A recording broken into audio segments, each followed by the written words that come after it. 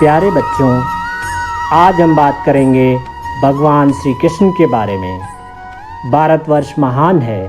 भारत में जन्म लेने के लिए देवता भी लालायित रहते हैं। ऐसे ही महापुरुषों में श्री कृष्ण भी हैं, जिन्होंने भारत भूमि पर जन्म लेकर भारत को धन्य कर दिया, जिन्होंने नर रूप धारण करके जीवन के आदर्श को प्रस्तुत किया।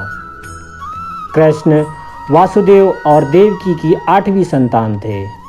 देवकी कंस की बहन थी। कंस एक अत्याचारी राजा था।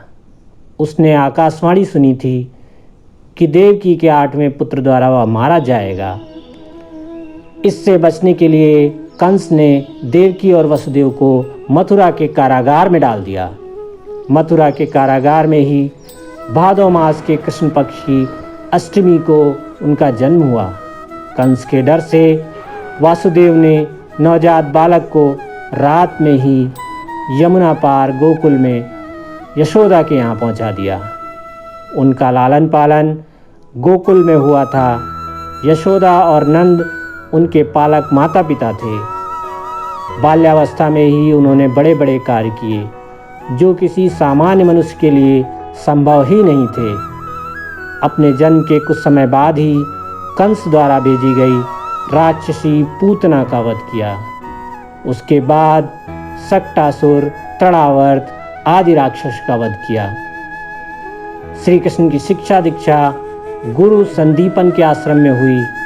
श्री कृष्ण ने अपने बड़े भाई बलराम के साथ मथुरा जाकर क्रूर शासक कंस का वध किया। उस समय हस्तिनापुर में धृतराष्ट्र का राज्य था। राज परिवार में कौरव और पांडवों के बीच कलह चल रही थी, जिसमें कृष्ण ने पांडवों की मदद की और विभिन्न संकटों से उनकी रक्षा की। महाभारत के युद्ध में उन्होंने अर्जुन के सारथी की भूमिका निभाई और रण क्षेत्र में ही अर्जुन को उपदेश दिया। युद्ध में पांडव विजयी हुए। यह जीत धर्म की अधर्म पर जीत थी। श्री कृष्ण के व्यक्तित्व के विषय में संक्षेप में यही कहा जा सकता है कि वे व्यक्ति नहीं, एक परंपरा थे। वे दार्शनिक भी थे और कर्मयोगी भी। वे राजनीतिज्ञ भी थे और समाज सुधारक भी। वे योद्धा भी थे और शांति के अग्रदूत भी। वे गुरु थे और सखा भी थे।